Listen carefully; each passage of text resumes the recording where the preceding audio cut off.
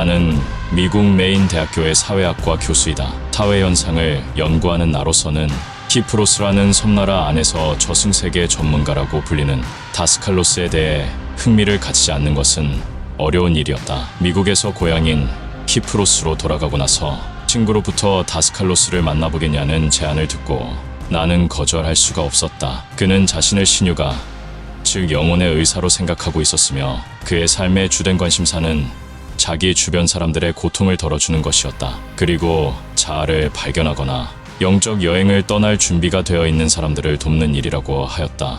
그와의 만남은 완전히 나와 나의 우주를 바꿔놓았다. 이 영상을 보는 당신은 지금이라도 늦지 않았다. 당신의 기존의 세상이 무너지는 것이 싫다면 당장 그만두고 다른 것을 보면 된다. 하지만 나는 나를 통해 만나는 다스칼로스의 이야기가 당신의 삶을 훨씬 더 경이롭게 만들어줄 것이라는 것을 확신한다. 지중해의 성자 다스칼로스, 그와의 만남에서 있었던 경이로운 이야기들을 지금부터 시작한다.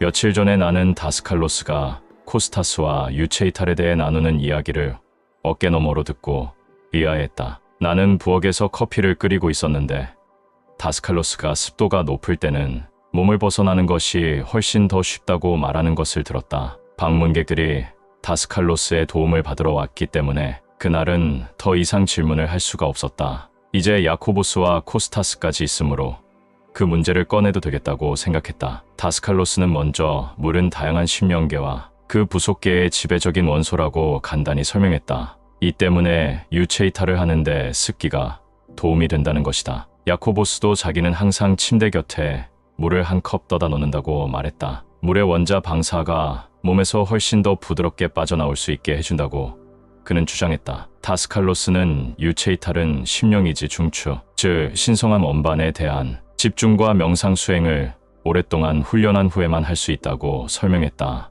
입문자는 특정한 영적 단계에 도달할 때까지 기본적인 명상 수행을 오랫동안 쌓은 다음에야 유체이탈을 배워야 한다고 말했다. 여러 해 동안 수행을 했어도 몸을 떠날 수 있다는 보장은 없다. 이 특별한 명상법은 대개 흰 수도복을 입은 비밀 모임의 회원들에게만 전수된다. 다스칼로스는 나에게 이런 비전의 명상법을 가르쳐준 적이 없지만 내가 이해할 수 있는 수준에서 이론적으로나마 간략히 설명해 주기를 마다하지 않았다. 유체이탈은 텔레파시와 같은 것인가요? 아닐세. 그 둘은 구별해야 하네. 텔레파시란 단지 염체의 투사로 육체 속에 머물러 있는 신비가에게 특정 경험을 가져다 주지, 지구상의 어느 곳에든지 보낼 수 있는 강력하고도 견고한 염체를 만들어내는 능력을 지니려면 강도 높은 수련과 집중이 필요하다네. 텔레파시 능력을 개발하면 두 눈을 감싸는 신성한 원반이 각성되고 콧등이 끝나는 양미간 바로 위에 있는 제3의 눈이 열린다네. 반면에 유체이탈은 일종의 실신 상태에서 몸을 떠나는 것을 의미하지. 일단 몸을 떠나게 되면 우리는 지구상 어느 곳에든지 갈 수 있고 마치 육체를 가진 채 거기에 있는 것처럼 의식이 깨어있게 된다네. 신비가가 심령계에 가 있을 때도 그는 여전히 동일 인물로서 자아를 의식하는 현재 인격을 고스란히 지니고 있다네. 매우 높은 경지에 이른 진리의 탐구자는 2차 유체이탈을 행할 수가 있지. 그는 심령체를 버리고 오직 이지체로서 역시 온전히 자아를 의식하면서 존재할 수가 있다네. 우리는 사람을 그의 거친 육신, 심령체, 그리고 이지체를 동일한 자아의식으로 인식하고 구별해야 한다는 것을 명심하게. 한 사람이 자신의 가장 겉옷을 하나 벗어버려도 그는 여전히 동일한 사람일세. 두 번째 옷과 세 번째 옷을 벗어버려도 그는 여전히 동일한 인물이라네. 마찬가지로 자신의 신체를 버려도 우리는 온전하고 완전한 동일한 자아의식이라네. 유체이탈은 물질계에 상응하는 에테르계에서 일어나는가요? 아니면 심령이지계에서 일어나는 건가요? 물론 둘 다 가능한 일이지. 하지만 우리가 거친 물질계 속에 있을 때는 그 세계 속에서 사는 사람들의 눈에 보이지는 않는다네. 우리가 심령이지체의 진동수를 낮추는 방법을 모른다면 말일세. 에테르지를 모아서 자신을 육안으로 보이게끔 하는 것이야. 이것은 전에 설명했듯이 완전치 않아서 오래 지속되지 않네. 사념을 다른 데로 돌리는 순간 물질화되었던 것은 사라져버린다네. 그와 같은 무련 상태에서는 어떤 느낌이 드나요? 그것은 마치 아주 더운 날씨 속에 있다가 시원한 샤워를 하는 기분이지. 아주 상쾌하다네. 그 순간에 무련이 시작되지. 무련이 시작되고 나서는 거의 아무 느낌도 없다네. 유체이탈을 하여 10년계에 머물 때에는 10년계에 사는 존재들이 우리를 볼 수 있다네. 이제 훨씬 더 자유롭게 움직이고 싶다거나 10년계에 사는 사람들의 눈에 보이지 않고 싶다면 어떻게 해야 하는지 말해주겠네. 이런 경우엔 육신을 벗어날 뿐만 아니라 심령체도 벗어나야만 한다네. 이것이 우리가 말하는 2차 유체이탈이라네. 말하자면 이지체만을 가지는 것이지. 이것은 1차 유체이탈보다 훨씬 더 어려워. 만일 이지체만을 가지고 있다가 10년계에 무련하기로 한다면 이지체의 진동수를 낮추어서 10년계의 에테르 에너지를 흡수해야 한다네. 이런 종류의 무련이 일어나면 마치 자신이 시원한 오라에 감싸인 듯한 느낌을 갖게 된다네. 2차 유체이탈을 했을 때 심령체는 어떻게 되나요? 그것은 수백 년 동안 신비가들에게 수수께끼로 남아 있었다네. 그것은 거친 육체로 돌아갈까? 대답은 천만의 일세. 심령체는 영구적인 원자 속으로 들어가고 그것을 현재 인격과 영구 인격이 지니게 되지. 심령체는 이지체 속에 마치 마이크로필름처럼 들어간다네. 심령체 전체가 수축하여 자아를 의식하는 영구 인격 속의 심령질 원자가 된다네. 이제 심령체를 돌보는 것은 영구 인격이지. 그러므로 이지체의 진동수를 낮추면 심령체는 고스란히 완전한 모습으로 거기에 있게 되네. 아무것도 더해지지도 않고 덜어지지도 않은 채로 말일세. 그래서 우리가 유체이탈을 해서 거친 육체를 벗을 때는 그것을 떠난 곳에 고스란히 두고 가며 이를 성령이 돌보게 된다네. 우리가 죽으면 육신은 스스로 해체되고 그와 함께 에테르 복체도 해체된다네. 그러면 우리는 자신이 버린 거친 육체와는 아무런 관계도 가지고 있지 않게 되지. 육신은 해체되어 새로운 생명의 형성에 사용될 수 있게 된다네. 거친 육체의 죽음에 항상 뒤따르는 제2의 죽음 후에 우리의 심령체는 수축되어 영구적인 심령질 원자 속에 들어간다네. 그러면 새로운 환생이 일어나지. 우리는 자아를 의식하는 인격 이전의 경험을 모든 생에 지니고 다니는 것이라네. 바로 이 순간 영구적인 심령질 원자 속에는 전생의 모든 기록이 들어있다네. 이것이 없으면 인간은 해체되어 완전히 없어져 버릴 것일세. 그의 감정적 삶은 파괴되고 과거에 대한 기억도 사라질 거야.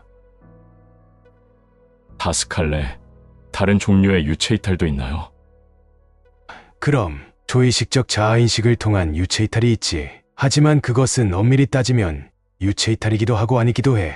자신을 확대시켜서 육체 외부에 크든 작든 일정한 공간을 점하고 많은 곳으로부터 동시에 인상을 받아들이면 우리는 소위 초의식적 자아인식을 얻게 된다네.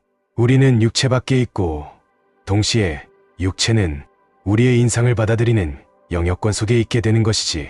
그렇게 되면 우리의 몸을 포함하여 주변의 모든 것을 느낄 수 있네. 우리는 더 이상 육신 안에 있는 것이 아니라 육신이 우리 안에 있게 되는 것일세. 자신을 현재 인격의 의식과 자아인식에 동조시키면 우리는 지금의 자신뿐만 아니라 초의식인 자신을 느낄 수 있다네. 아마도 진리 탐구자의 큰 기쁨은 여기에 있을 걸세. 자신의 두 가지 본질, 즉 현재 인격과 자아를 의식하는 영혼을 구별할 수 있을 때 말이네. 이 둘은 하나로서 경험되지만 그럼에도 구별할 수가 있다네. 보다시피 자네가 제기한 주제는 아직은 이해하기가 쉽지 않을 걸세. 하지만 이것으로 아주 대략적인 설명은 되었다고 생각하네.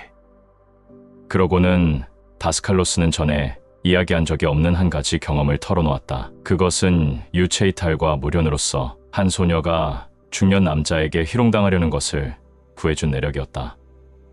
밤 11시였어. 나는 책을 읽고 있었고 아이들은 자고 있었지. 아내는 뜨개질을 하고 있었어. 오늘 저녁에는 아무도 나를 방해하면 안 돼. 내가 갑자기 이렇게 말했어. 아내는 무슨 일인지 영문을 몰라 했지. 내가 설명을 했네. 가까운 유칼리나무 숲에서 한 중년 남자가 어린 소녀를 유혹하고 있어. 난 그를 막아야 해. 그의 차는 숲가에 주차되어 있었지. 그는 이미 소녀를 숲속으로 데리고 가서 막 범할 참이었어. 그는 소녀의 옷을 벗기고 애무를 하고 있었어. 소녀는 흐느끼고 있었지. 그가 소녀를 강간하려고 했나요? 몰라. 소녀는 겉보기엔 그를 따라간 듯했어. 하지만 그 애는 15살밖에 안 됐어. 나는 그를 막아야만 했지. 나는 몸을 빠져나와 그의 앞에 나타났어. 그는 나를 발견하자 놀라서 숨이 막혔다네. 나는 손으로 그의 얼굴을 잡고 나무를 향해 밀쳤어. 그는 나의 얼굴과 가슴과 손만을 보았어. 그것은 완전한 무련이 아니었거든. 지금 당장 그 소녀를 집으로 보내줘 하고 내가 명령했지. 나는 오솔길을 가리키며 그에게 움직이라고 말했어. 내가 내 뒤를 따라갈 거야. 명심해. 소녀는 다시 울기 시작했어. 그는 내가 시키는 대로 했고 소녀를 집 근처에 데려다 줬네. 이 남자는 니코시아에서 왔고 그는 나를 알고 있었다네. 며칠 후에 그가 나를 찾아왔네. 그는 혼란에 빠져 있는 듯했고 그 경험이 진짜였는지 아니면 악몽이었는지 이해하고 있었어. 그는 우리 집으로 들어와서는 이렇게 말했어. 친구, 자네에게 물어볼 게 있네. 내가 매정하게 말했지. 부끄럽지도 않은가? 자네 딸이 그 소녀와 같은 나이 1세. 자네가 그 소녀를 장려촌으로 몰아넣을 뻔했단 말이야. 그날 내가 자네 뺨을 때렸던가? 아니, 그렇다면 지금 해야겠군. 나는 그의 뺨을 한 대 갈겼어. 자네 마음속에 아직도 그 소녀를 유혹하려는 욕망이 있군. 자넨 짐승이야. 자네 딸을 생각해보게. 그가 울기 시작했어. 내 딸은 착실한 아이일세. 나는 화가 치밀어 이렇게 말했네. 그럼 그 소녀는 뭐라고 생각하나? 우리는 거의 야만적으로 행동해야만 할 때도 있다네. 이 지구는 돌아다니기에 만만한 곳이 아니야. 이 경우엔 육신을 가지고 숲으로 달려갈 시간이 없었기 때문에 나를 무련시켜야만 했었지. 어떤 일을 하기 위해서 무련 형태의 유체 이탈을 하는 것이나 육신을 사용하는 것이나 나에게는 별 차이가 없다네. 육신으로 어떤 곳에 가는 것과 자신을 그곳에 무련시키는 것은 엄청난 차이가 있다고요. 자넨 그럴지 몰라도 나에겐 마찬가지세. 당신이 지금 얘기한 그런 일을 해내려면 보통 사람들에게 익숙해 있는 자연의 법칙을 모두 위반해야 해요. 다스칼로스는 한바탕 웃고 나서 또 다른 예를 이야기하기 시작했다. 한 번은 집 근처의 커피숍 앞을 지나다가 안에서 열띤 논쟁이 벌어지고 있는 것을 발견했다네. 주제는 간통이었지. 한 사내의 사촌이 그의 아내와 정사를 가렸던 거야. 그날 공교롭게도 그 둘이 마주 앉아 커피를 마시게 되었던 거지. 남편은 대화 중에 아내가 사촌과 짜고 그를 배신한 것을 알아냈다네. 그는 사촌과 말다툼을 시작했지. 다른 손님들이 옆에서 끼어들어 부채질을 했어. 사촌은 마침내 부정한 관계를 맺은 것을 시인했지만 자기 잘못이 아니라고 우겼어. 그 순간 배신당한 남편은 날카로운 칼을 잡고는 사촌의 가슴팍에 막 찔러 넣을 태세였다네. 나는 커피숍 바깥 도로에 서 있었지. 상황이 너무나 급작스럽게 진행되고 있어서 아무도 막지 못했어. 나는 순간적으로 손을 무련시켜 칼을 쥐고 있는 그의 팔을 붙잡았다네. 보이지 않는 손을 무련시켰나요? 그렇지. 그는 아무리 애를 써도 지켜든 팔을 내릴 수가 없었지. 그러자 다른 사람이 뛰어들어 그의 칼을 빼앗았다네. 나중에 그는 나를 보더니 말했어. 왜 내 손을 붙잡았소? 나는 그에게 성질을 다스려야 한다고 타일렀네. 이미 그의 목에 교수형의 밧줄이 걸려 있다고 말이야. 자식들을 생각하시오. 나는 그를 타일렀지. 그리고 그의 사촌에게는 비행기표를 구해서 다음날 키프로스를 떠나라고 충고했네. 그는 나의 충고를 받아들이고 아프리카에 있는 친척에게로 떠났어. 유체 이탈에는 어떤 위험이 따르나요? 사람이 깊은 잠에 빠지면 종종 죽은 것처럼 보이지만 사실 그것은 이미 유체 이탈을 한 상태라네. 그 상태에서는 성령이 그의 몸을 돌보면서 그날에 생긴 손상을 고쳐준다네. 보통 사람들도 잠자는 동안에 유체 이탈을 하고 성령이 작업을 끝내면 몸으로 돌아오지. 혼수 상태에 있을 때는 현생이나 전생의 경험에 대해 수용적이 된다네. 자, 그런데 성령이 왜 현재 인격을 이처럼 혼수 상태에 가져다 놓는다고 생각하나? 그것은 심령체로서 경험하는 모든 것은 거친 육신에 전달될 수 있기 때문이라네. 심령체로 떠돌던 사람이 추락을 하여 땅에 부딪히면 그는 깨어나서 몸에 상처가 나 있는 것을 발견할 것일세. 하지만 성령은 거친 육체가 완전한 기능을 유지하도록 관리할 뿐만 아니라 잠자는 인격체가 평온하고 안전하도록 돌본다네. 잠을 자는 동안에는 성령이 개입해서 영향받을 수 있는 위험으로부터 그 인격체를 보호한다네. 꿈속에서 위험에 처했다가 재앙을 당하기 직전에 깨어난 적이 많지 않은가? 그것은 불쾌한 경험을 당하기 전에 자네를 육체로 돌려보내주는 지혜로운 성령의 도움 덕택이라네. 자네도 그런 경험을 한 적이 틀림없이 있을 걸세. 그러니까 자네의 질문처럼 유체 이탈 중에 위험을 당할 수 있느냐고 한다면 그렇다고 대답해야겠지. 우리가 본 바로는 육체와 인격 양쪽 모두에 위험이 존재한다네. 유체 이탈 중에는 파동이 훨씬 더 강력해져서 그로 인해 영구 원자로부터 전생의 경험이 끄집어져 나온다면 극복될 때까지 잠재된 상태로 남아 있어야만 할 어떤 상태를 자극하여 각성시켜 놓게 될 수도 있다네.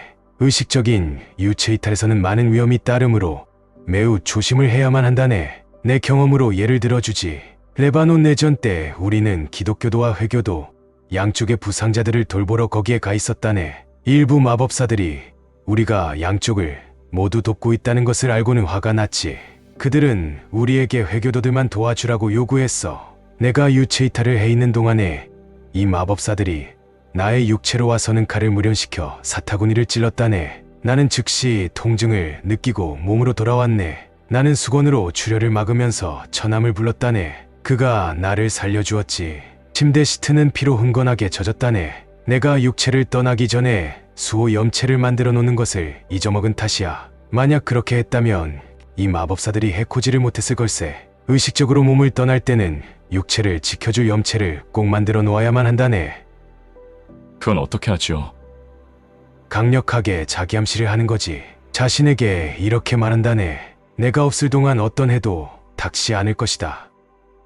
테오파니스도 이 마법사들에게 팔을 찔린 적이 있다네. 다행히도 그 상처는 심각하지는 않았지. 그 흑마술사들은 어떻게 되었나요? 인도의 형제들이 끼어들어서 그들이 자신의 육체로 돌아가지 못하게 막았지. 잘 이해가 안 되는데요. 수피 스승들이 이 레바논 마법사들이 우리에게 한 짓을 알아차리고는 저지하기로 한 것일세. 그들은 사념으로 그들의 심장을 멈추게 해서는 심령계로 데려갔다네. 말하자면 그들이 마법사들을 죽였단 말씀이군요. 유감스럽게도 그렇다네. 하지만 나는 극구 반대하면서 수피 형제들에게 레바논의 마법사들을 해치지 말라고 호소했다네. 그들은 내 말을 듣지 않았네. 그들은 이렇게 말했지. 우리는 회교도일세. 우리는 이 문제를 회교식으로 처리할 걸세. 우리는 그들이 파괴적인 행위를 계속하도록 놔두지 않기로 결정했네.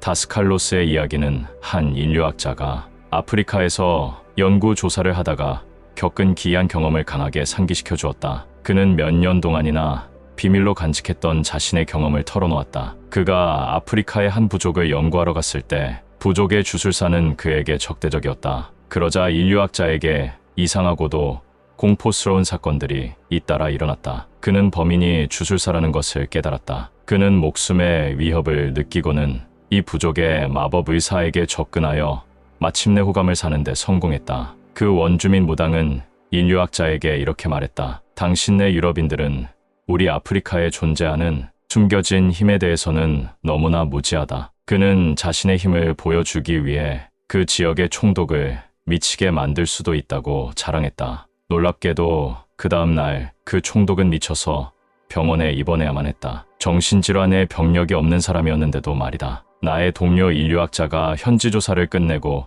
아프리카를 떠날 준비를 하자 정의들은 원주민들은 슬퍼하면서 남아서 같이 살자고 애원했다. 그는 원주민들의 감정을 가능한 한 다치지 않게 하기 위해서 유럽으로 떠나야 하는 이유가 좀 더 건조한 기후가 필요하기 때문이라고 변명을 둘러댔다. 여기는 비가 너무 많이 내려요 하고 그가 말했다. 그러자 원주민들은 그것이 문제라면 온 숲에 비가 쏟아지더라도 당신의 텐트 주위에는 비가 오지 않게 하면 어떻겠소 하고 말했다. 그리고는 원주민들은 그의 텐트 주위를 돌면서 춤을 추기 시작했다. 갑자기 식물들을 뿌리째 뽑아가지고는 거꾸로 심었다. 그는 그저 자연의 순리를 거스르려는 뜻을 상징적으로 표현하는 것이려니 하고 생각했다. 그는 내게 이렇게 말했다. 난 믿을 수가 없었다네. 키리아코. 그들이 춤을 추기 시작하는 순간 숲의 다른 곳에는 비가 쏟아지는데도 텐트 주위에는 비가 내리지 않는 것이 아닌가? 이 인류학자는 자신의 경험이 사심을 믿어 의심하지 않았다. 텐트 주위에는 정말 비가 그쳤다는 것이다. 하지만 그는 자신의 학문적 명성에 누를 끼칠까봐 이와 비슷한 신비로운 경험들은 입 밖에 내지 않았다. 그의 동료들은 그가 정신이 나갔다고 할 것이고 그의 현지의 작업을 신뢰하지 않을지도 몰랐다. 그는 이렇게 말했다. 나는 평생 동안 합리적인 사고를 하도록 훈련받았네. 나는 직접 경험했음에도 불구하고 그런 문제를 어찌해야 할지 알 수가 없네. 지금 변화하기에는 난 너무 늙었어. 자네는 젊어. 어쩌면 자네가 살아있는 동안에는 이런 문제들이 학문적 연구의 대상으로 존중을 받을 수 있을지 모르겠군. 다스칼로스는 이 이야기를 듣고 이러한 능력은 오직 치유를 위해서만 사용해야 한다고 말했다. 우리가 영적으로 진화하지 못한다면 그런 능력은 잠재된 채로 남아 있어야만 하네. 자신의 이기심을 극복하지 못하면 자신과 남들에게 위험할 수 있거든. 자네들 오늘 밤 자정에는 잠자리에 있어야 해. 오늘 밤에 할 일이 있다네. 다스칼로스는 우리를 보내면서 야코보스와 코스타스에게 말했다. 그런 말들은 이제 나를 놀라게 하지 않는다. 내가 처음에 이런 식의 이상한 말을 들었을 때는 수없이 질문을 해대며 설명을 요구했었다. 그러나 이제는 그런 이상한 말들이 예사롭게 들리게 된 것이다.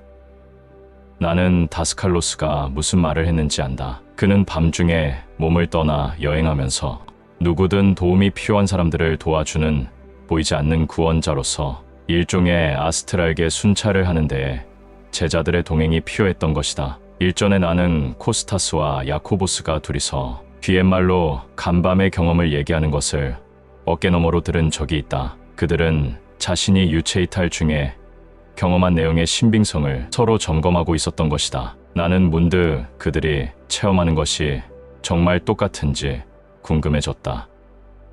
헤어지기 전에 딱 하나 더 물어볼게요. 유체이탈에서 체험한 경험이 서로 일치하는가요? 그들은 둘 다 그렇다고 말하며 의아해하는 나의 표정에 웃음을 터뜨렸다. 마치 당연한 걸 왜 물어보냐는 표정이었다. 나는 또 머쓱해하며 집으로 향했다. 이래봐도 나름 미국 명문대 교수인데 말이다. 그들 앞에서 나는 교수는커녕 이제 막 걸음마를 시작하는 아이와도 같은 느낌을 받곤 한다. 그럼에도 다스칼로스가 알려주는 이 가르침들이 이제 나에게는 호기심을 넘어 하나의 축복처럼 느껴지고 있었다.